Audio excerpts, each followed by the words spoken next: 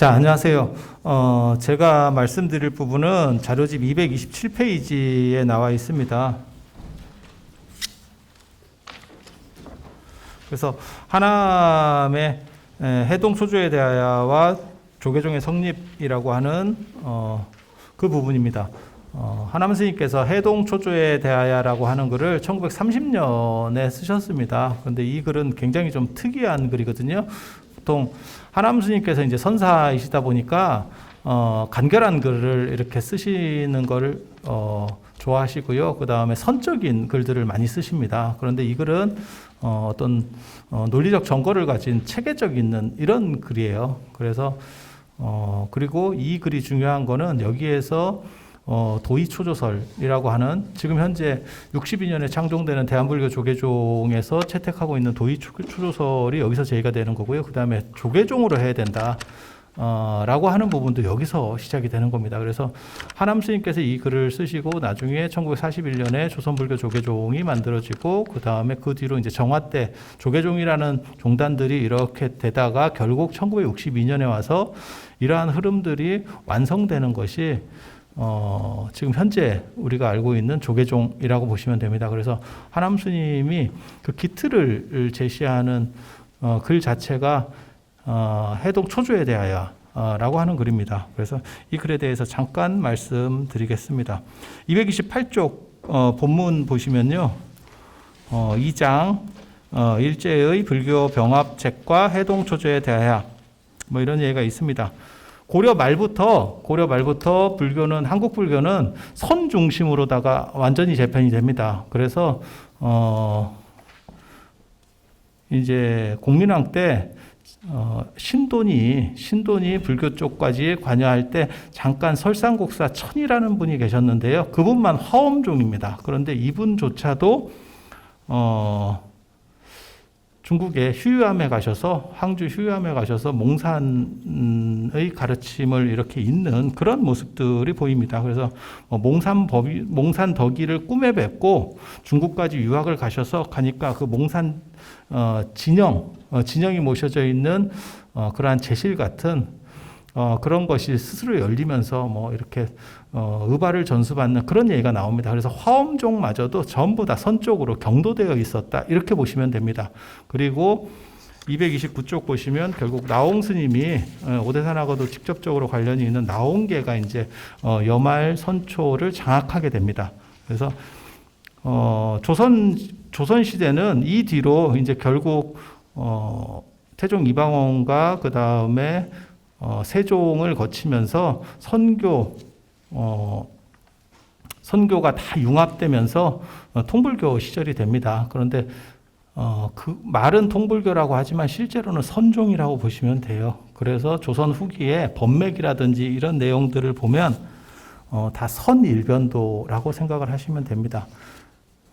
그리고 그런 상황 속에서 일제강점기가 시작된다라고 하는 전제적 얘기를 드리고 229쪽의 중간에 보시면 1911년 일본이 이제 1910년에 한일 합방을 하잖아요. 그때부터 시작해서 조선 불교를 일본 불교와 통합시켜서 이렇게 어용같이 만들려고 하는 그런 움직임들을 보입니다. 그래서 해인사 당시 주지였었던 이회광이라고 하는 분이 이제 안에서 내응을 해서 그 당시 이제 종정이기도 했었어요. 이분이 원종이라고 하는 종단의 종정이었었는데 이분이 주도가 돼서 이제 조동종하고 일본 선불교인 조동종하고 이렇게 통합하려는 움직임을 한번 보였습니다.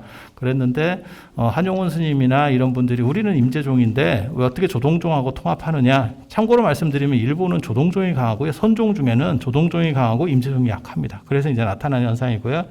그렇게 해서 반대되니까 이 이회광이라는 분이 229쪽의 중간에 있습니다. 1919년에 또 이번에는 임재종과 통합하려는 움직임을 보입니다.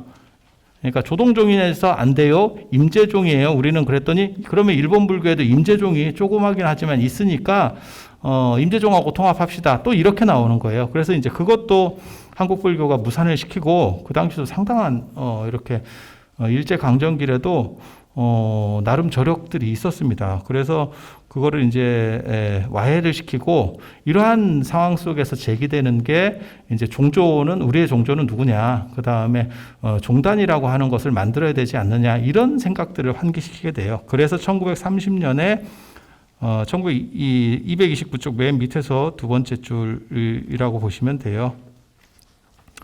그래서 1930년에 하남 스님께서 해동 초조에 대하여라는 글을 쓰시면서 우리는 조계종이고 종조는 도의국사다. 라는 걸 천명을 하십니다. 그리고 실질적 사상의 중심에는 진울 스님이 있다. 진울 스님이 있다. 이런 식의 말씀을 하세요. 그게 230쪽에 나오는 그러한 내용들입니다. 그래서 핵심은 도의 초조설과 해동 조계종. 그 당시는 뭐 조선불교라고 쓰기도 그렇고, 그 다음에 전체를 아울러야 되니까 그냥 해동 조계종이라는 그런 명칭을 쓰신 거예요. 전 시대를 아울러야겠다라고 생각을 하셨기 때문에. 그래서 231쪽의 구조들은 대충 이렇게 되어 있는 거 잠깐 봐주시면 되겠고요. 글의 구조입니다. 그리고 중요한 내용은 이제 그 중에서 가장 핵심적이라고 할 만한 내용은 234쪽 세 번째 줄부터 잠깐 보시도록 하겠습니다.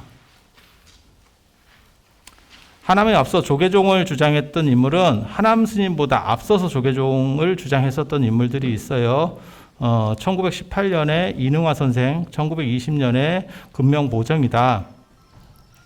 그러나 이들의 주장을 보면, 그리고 이분들은 이게 단독 저술이 아니고요, 조선불교 통사, 그 다음에 송광사와 관련된 책에서 나오는 단편적인 글들이에요. 단편적인 글들. 그래서 종조 문제, 그 다음에 종단 문제만 가지고 글을 쓴 건 하남 스님이 최초입니다.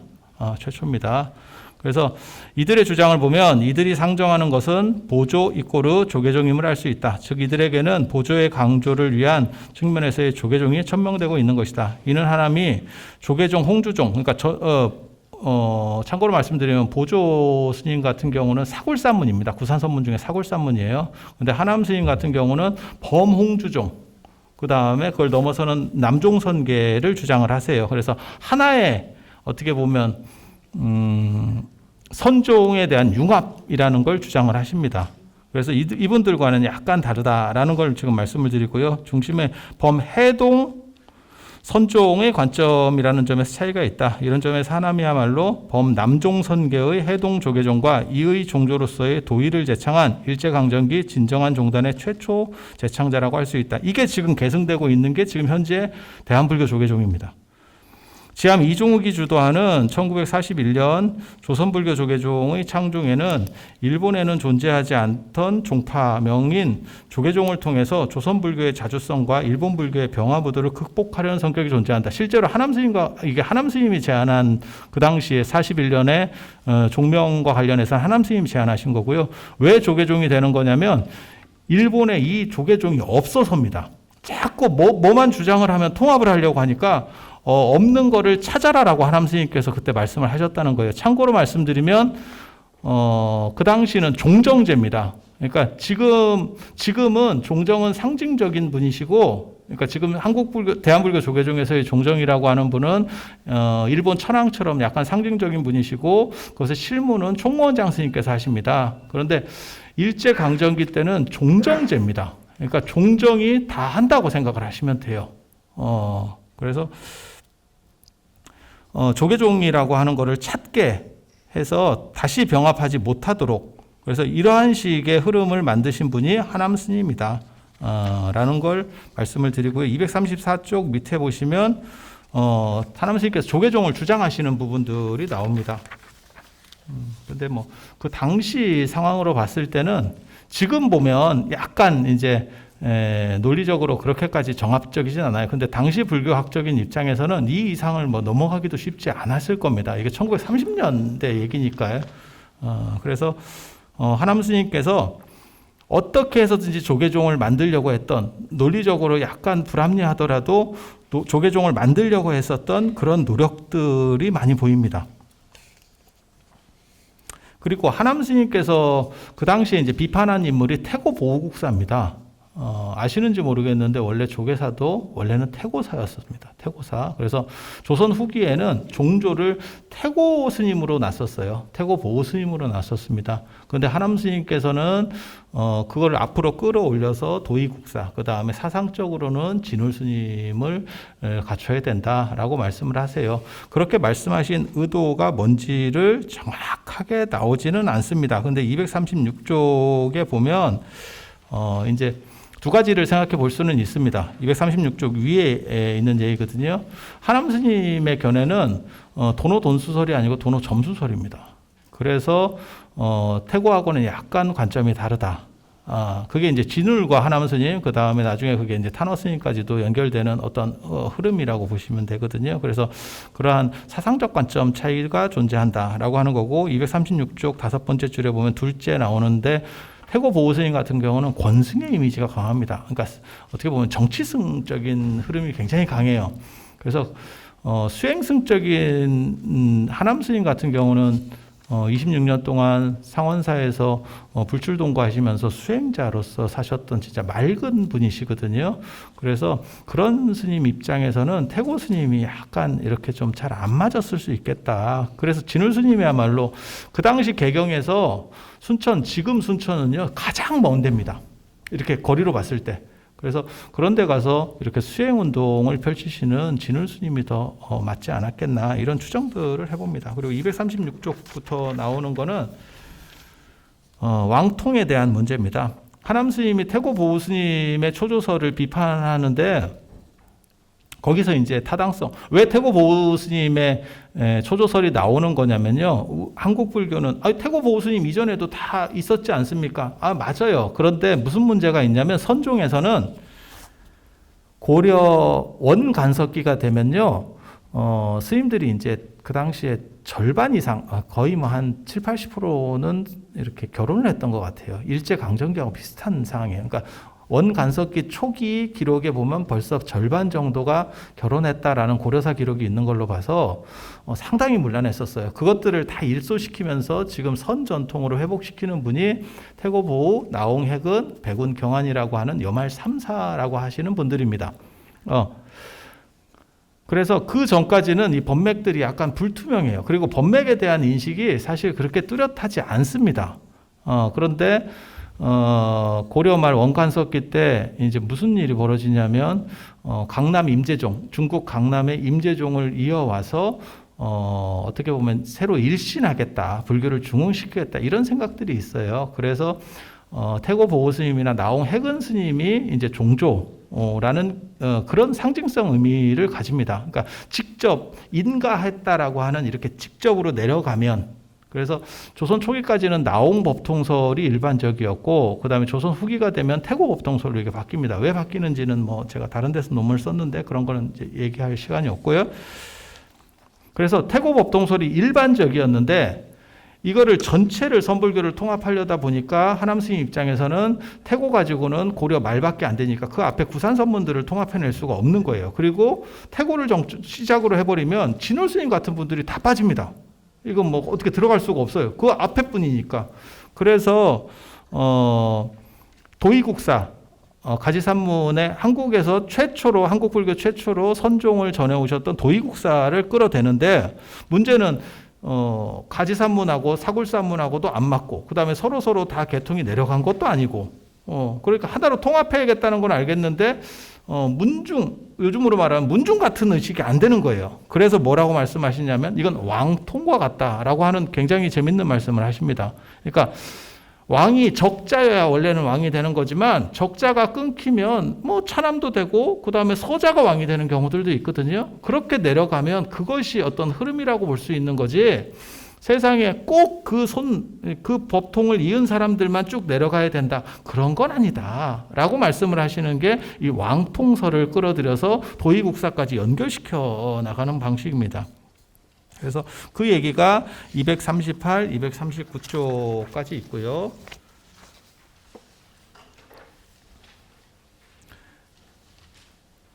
그리고 239쪽 중간에 보면 조선불교 조계종의 창종과 대한불교 조계종이라고 하는 부분이 있습니다.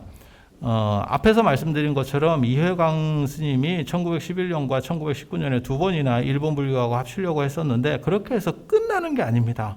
이게 굉장히 재밌는 게 1936년이 되면 이 시도가 또 있습니다. 그게 남산에 이토 히로우미를 추모하는 방문사라고 하는 절이 이등방문이라서 방문사예요. 그게 건립이 됩니다. 그 방문사가 지금 어디냐면 신라호텔입니다. 신라호텔. 그리고 그 방문사를 만들어 놓고 이 방문사에 한국 불교를 통합시키겠다. 그 당시는 조선불교라고 생각을 하는 거예요. 그걸 다 통합시키겠다. 그게 이제 우리 입장에서는 가당치도 않죠. 우리가 이등방문을 그렇게 안 좋아해서 사람을 죽일 정도까지 이르렀는데 그 추모 사찰에다가 한국 불교 전체를 갖다 붙이겠다라고 하는 이 말도 안 되는 행동이 시작이 되는데 이거를 당시에 이거 자칫했으면 그렇게 됐을 수도 있습니다. 이때만 해도 일본이 힘이 강력하기 때문에 맨 처음에 뭐 1911년 이런 때하고는 또 상황이 달라요. 그런데 이거를 그때 이제 월정사 주지였었던 이종욱 스님께서 그 얘기를 듣게 되고 야 이렇게 해서는 안 되겠다. 잘못하다가는 진짜 통합되겠다. 그래서 우리도 빨리 창종을 해야겠다. 종단을 분리시켜야겠다. 라고 해서 이제 만들게 되는 거죠. 참고로 말씀드리면 239쪽에 중간에 잠깐만 읽어보겠습니다. 이 방문사가 어떤 절인지. 그런데 일제는 이토 23번째 기일을 맞아서 1932년 10월 26일 387평 규모의 방문사를 완공한다. 아마 건물 평수물만 얘기하는 것 같아요. 방문사는 석가모니를 본존으로 하는 사찰로 이토가 귀의한 종파인 조동종에 속했다. 이 방문사의 주지인 후산이 방문사를 중심으로 조선불교를 병합하려고 핵책한다. 그리고 그 밑에 있는 인용문을 보시면 그때 이제 그런 내용들하고 그 다음에 이종욱 스님이 그 내용을 알고 어떻게 해서든지 이걸 막으려고 하는. 그리고 이제 하남 스님에게 말씀을 드리니까 하남 스님이 그러면 일본 불교에 없는 종파명을 찾아라. 라고 해서 조계종이 대두하기 시작하는 겁니다. 그래서 그리고 하나로다가 전체를 통괄하기 위해서는 태고 보우는 연대가 떨어지니까 안 되겠다라고 해서 이제 추진들을 하세요. 그게 이제 1941년도에 일제강점기 최초로 종단으로 승인되는 조선불교 조계종입니다. 그 조계종의 초대 종정이 누구냐면 하남 스님이세요. 그리고 그때 이제 총본사라고 해서 모든 본사를 아우를 수 있는 총본산을 만들거든요. 그게 지금 조계사입니다. 현 조계사. 그때 태고사. 그런데 태고 보우에 대한 태고 보우 종조론이 일제 강점기만에도 일반론이에요. 가장 주류가 태고 보우에 대한 거였기 때문에 이종욱 스님이 이제 그것을 중간에서 조율을 하는 과정이 있었던 것 같아요. 이제 그 내용들을 제가 쓰기는 썼는데 그게 뭐냐면 조계사라고 하지 않고 태고사라고 한다는 거. 그 다음에 종조를 태고 보우로 놓습니다. 그리고 종명은 조계사로, 조계종으로, 조계종으로. 그래서 조선불교 조계종, 그때는 한국불교, 한국이라고 하는 개념 자체가 없을 때니까, 그래서 조선불교 조계종이라고 놓고, 그 다음에, 이제 서로 타협이 된 거죠. 그런데 해동 초조에 대하여를 보면, 하남 스님이 이런 생각을 하셨었어요. 1930년에. 그래서 당신께서 조계종을 주장하시고 그 다음에 도의국사를 주장하면 태고 보우를 주장하는 분들이 결국 반발할 거다. 그래서 어떻게 생각하셨냐면 이 절충점에 대해서도 맨 마지막에 당신께서 글을 쓰셨습니다. 뭐라고 쓰셨냐면 태고 보우를 종조로 놓는 것은 옳지 않지만 중흥조로 놓는 거는 가하다.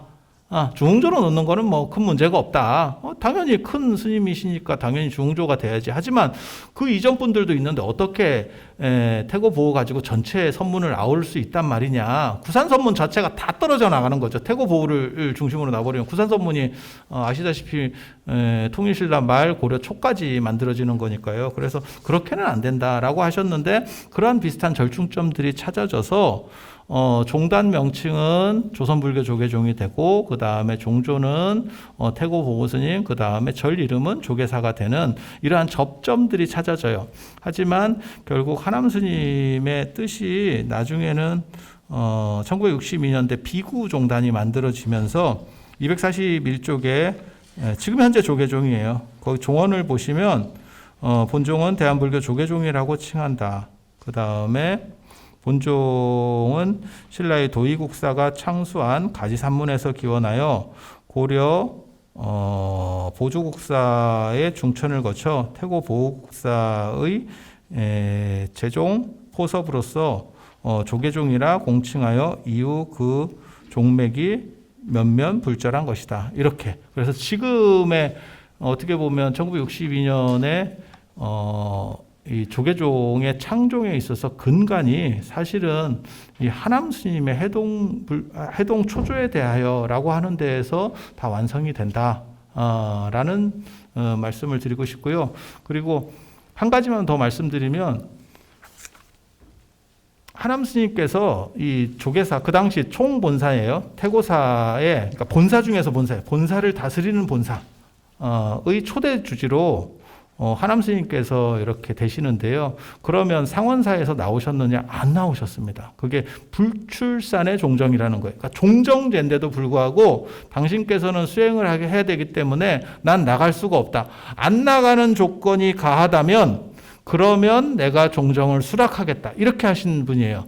근데 종정제였거든요, 당시에는. 그렇다 보니까, 그러면 도장을 찍어야 돼요. 지금으로 말하면 사물을 봐야 되는데, 그래서 한 달에 한 번씩, 이 종단의 관계자들이 짐을 싸가지고 와서, 하남 스님께 도장을 받는 그런 얘기들이 나옵니다. 그리고 당신께서는 그걸 날을 세서라도 다 보고 찍으셨대. 그래서 하남 스님이 그냥 뭐, 이렇게, 상징적 인물로 그냥 도장이나 쭉 찍어주고 그게 아니고요. 당신께서 수행자로서 상원사에 계시면서도 종단의 모든 큰일은 직접 지시하고 관리를 하신 분이에요. 그래서 이런 어른이 존재한다는 자체가 사실은 거의 불가사의할 정도의 일입니다. 그래서 그런 부분들을 말씀드리고 싶고, 그리고 이 해동 초조에 대하여라고 하는 글이 일제강점기의 최초 종단인 조선불교 조계종의 창종과 직접적으로 관련되고 그 정신이 오늘날까지 계승돼서 유지되는 것이 1962년도에 만들어지는 대한불교 조계종, 지금 현재 조계종이다. 그리고 조계종이라는 명칭 자체를 이렇게 쓰게 된 그 계기가 바로 하남 스님입니다. 이렇게 말씀드리겠습니다. 자, 이상 제 발표를 마치겠습니다. 감사합니다. 아주 쉬운 말로 쉽게 잘 설명해 주셔서 감사합니다. 이에 대해서 선생님도 동업자들과 서로 예배 교제에 상당한 분이 있어서 편성해 주겠습니다.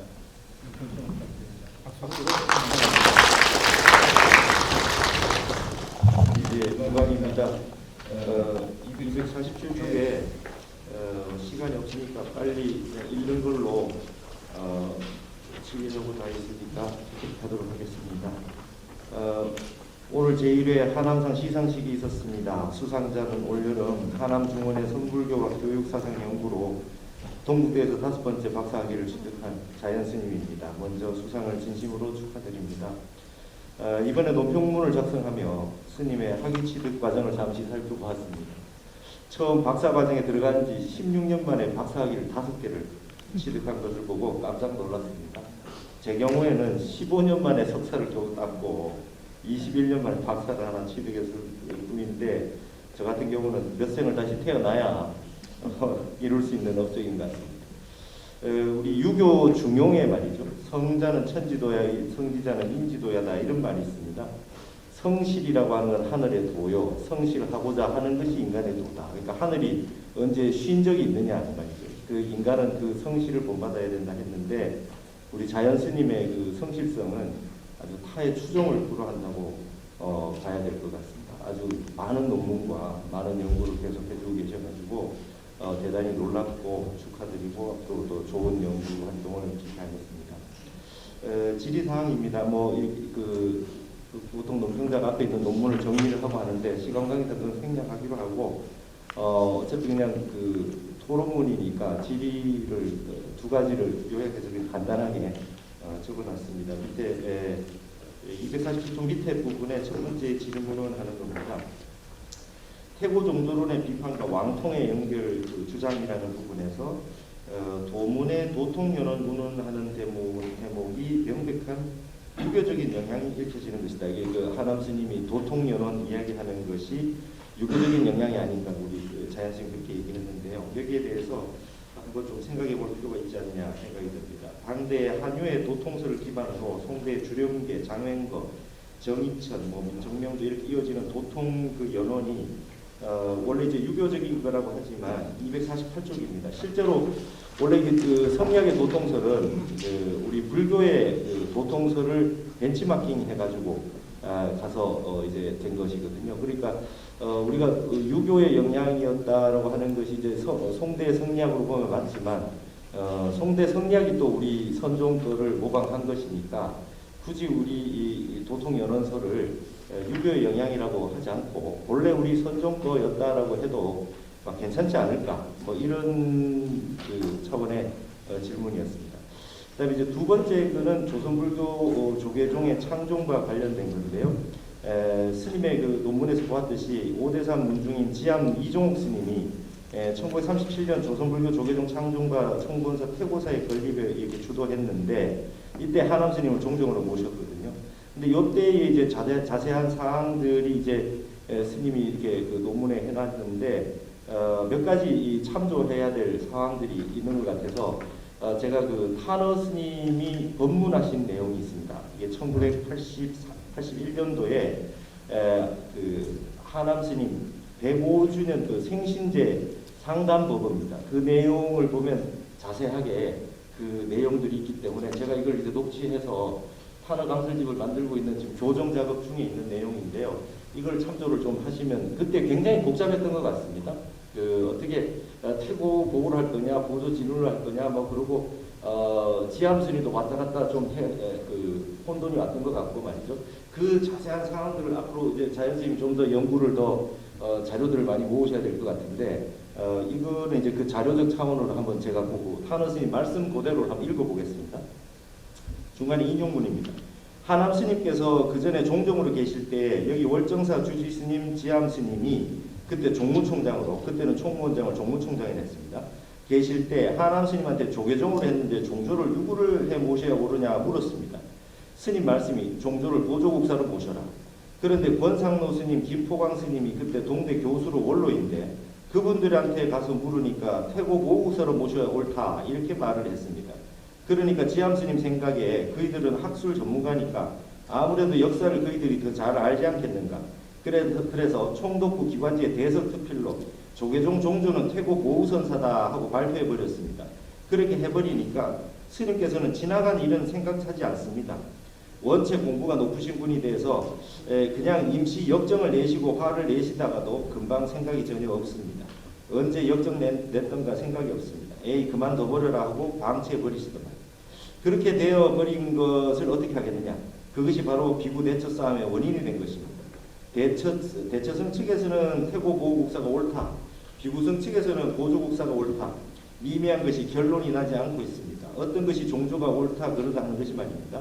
인류 역사가들인 최남선 씨나 황희돈 씨들도 역사적으로 볼 때 종명을 조계종으로 할 때는 태고국사가 보조국사가 옳다고 주장하는 것입니다. 이게 타너 스님이 법상에서 하셨던 법문입니다. 그러니까 보조국사로 모셔야 옳다.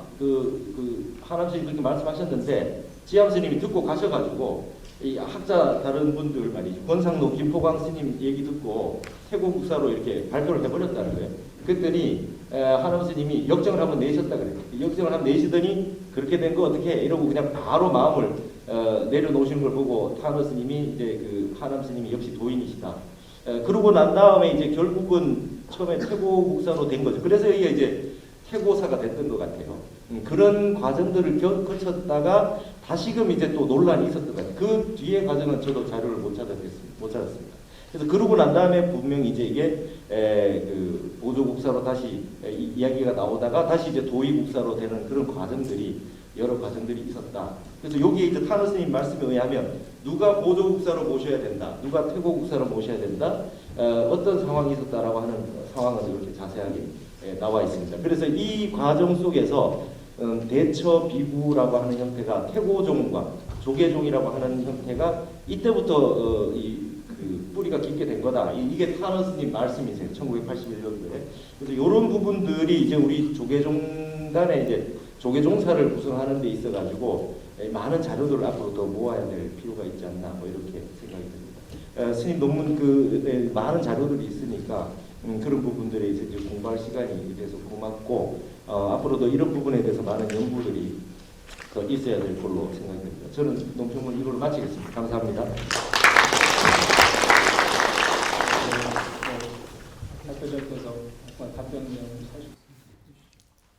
예, 논평 잘 들었습니다. 그 첫 번째 문제와 관련해서는 두 가지 계통이 있습니다. 그러니까는 지금 문광 스님 말씀하시는 부분도 맞고요.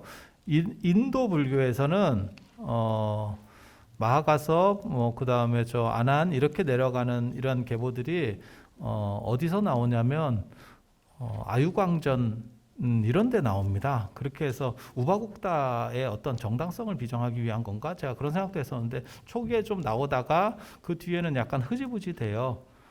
그리고 중국 같은 경우는 이제 성군론 때문에 사망오제설, 그게 도통설의 어떻게 보면 원류라고 저는 생각을 하거든요. 그래서 사망오제설, 그래서 성군이라고 하는 개념 자체로 연결되는, 그러니까는 사망은 뭐 천왕지왕 이왕으로 놓기도 하고, 그 다음에 복희, 그 다음에 신농, 그 다음에 광제 공손원원 뭐 이렇게 놓기도 하고 뭐 좀 복잡합니다. 오제 같은 경우는 요수누탁 문무주공을 놓기도 하고, 그 다음에 뭐 소금천씨나 뭐 이런 식으로 이제 수인씨, 추경씨 뭐 이런 사람들을 넣는 경우도 있고 좀 복잡하긴 한데 아무튼 그런 식의 점점의 연결 구조들을 놓는 부분이 있어요. 그런데 중국 불교에 오게 되면 어떤 일이 벌어지냐면 선종이 후발주자입니다. 선종은 당 중기에 일어나는 후발주자로서 자신의 정당성을 주장하려고 하는데 그때 이제 법맥설 전등설을 이제 내세우게 되는데 그 전에도 있었습니다. 그 전에 누가 있었냐면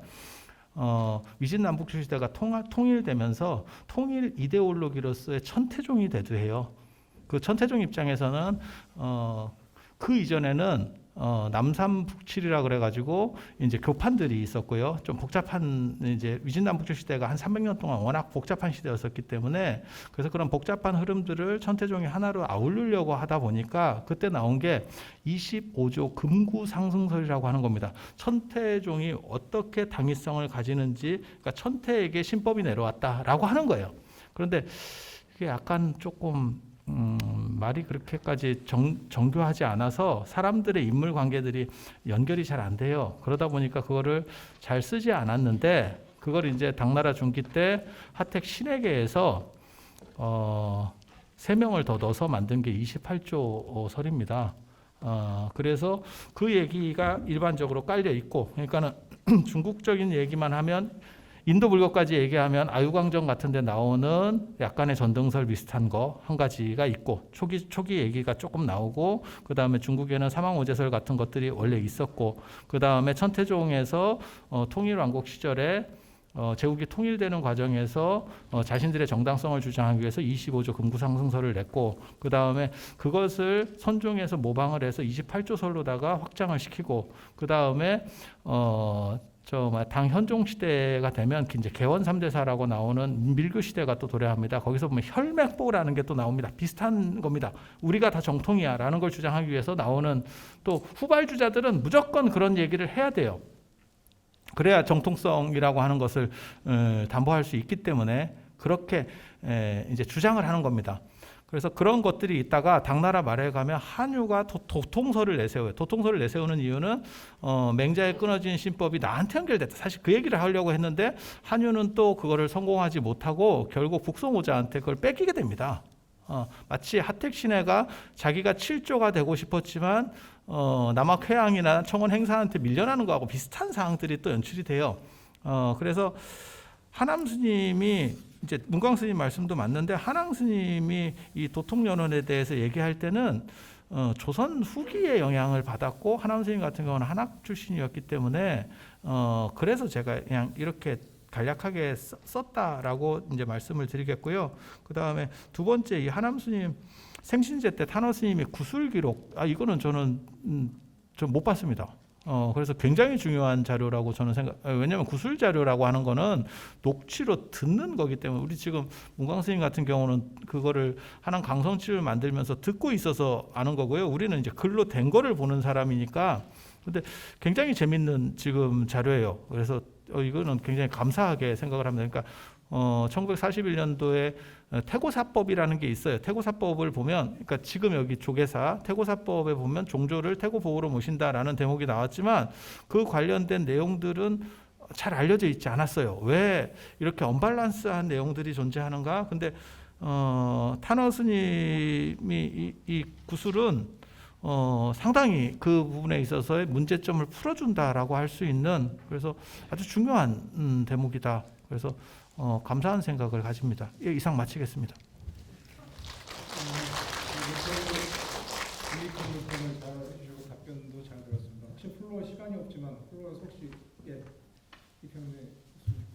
이평에 좋은 발표 많이 들었습니다.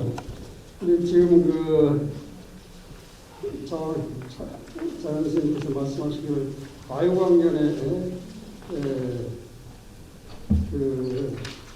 과학학습이나 안한 그런 말씀하시는데 인도에는 선종 자체가 없습니다. 제 얘기를 들으세요. 끝까지.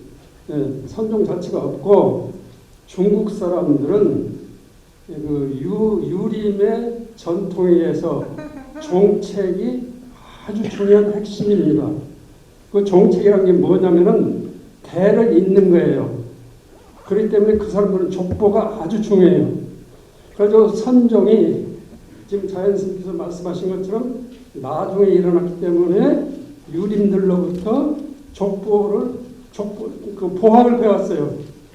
그래서 말하면 계통을 세워가지고 서천 28조 그게 이제 보림전에 그대로 나옵니다. 전혀 근거 없는 거예요. 그렇기 때문에 제 생각으로는 우리 한국의 선명을 세우면 된다. 너무나 중립적으로 할 필요가 없지 않느냐. 하남선 그 자체로 조계종이 세워졌다. 그래서 우리 하남 스님의 가르침이 훌륭하시니까 그 전통, 그 가르침을 우리는 계승하면 되지 자꾸 중국하려고 하지 않는 것이 좋겠다. 저는 그런 생각을 합니다. 어떻게 생각하십니까? 시간이 지금 짧게 말씀해 주시죠.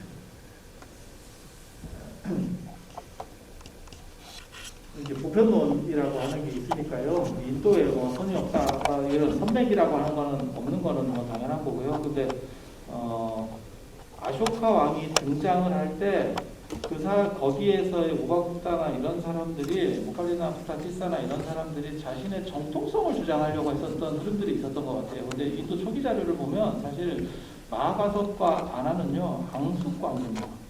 그래서 전혀 이분들이 이렇게 연결될 수 있는 구조는 사실 없어요. 그래서 그런 부분들도 있지만 연결시키려고 하는 후대의 인식은 존재하고 있습니다. 인도에도. 근데 그 뒤에까지 계속 내려오느냐? 그런 것 같진 않아요. 그건 제가 못 찾았고요. 그리고 지금 말씀하시는 것처럼 유교의 영향이 존재는 합니다. 근데 지금 문광 스님 얘기한 것처럼 당나라 때까지는요 상황이 또 다릅니다. 그게 송나라부터 흐름들이 또 바뀌어요. 그래서 사료가 전등설의 영향을 받아서 도통설을 다시 환기한 것도 맞는 얘기입니다. 그래서 이 부분만 가지고도 사실 논문을 하나 쓸 수 있습니다. 그래서 여러 가지 요인들이 복합적으로 작용하고 있고 단 여기서 말씀드리고 싶은 거는 하남 스님 같은 경우는 이게 구한말 그 다음에 일제 강점기를 하셨던 분이기 때문에 중국이나 인도 불교의 옛날 문헌들에 대해서 그렇게 달통하신 분이 아니에요. 그 당시에는 이렇게 책이 그 다음에 정보량이 다릅니다. 지금하고. 그래서 당신 입장에서 봤을 때는 예속 논쟁이나 그 당시에 1, 2차 예속 논쟁이나 그 다음에 조선 후기에 그런 논변들의 흐름 속에서 이 도통설의 영향을 받았다라는 정도만 말씀을 드리는 겁니다. 잘 들었습니다. 어쨌든 현대하고는 좀 상황이 달랐던 거, 우리 현대는 현대대로 다시 살아야 되겠지만 그 당시 시대 상황을 말씀하시는 것 같습니다. 시간이 없어서 두 분 발표, 우리 전 원장에게 박수 보내드리면서 박수 마치겠습니다.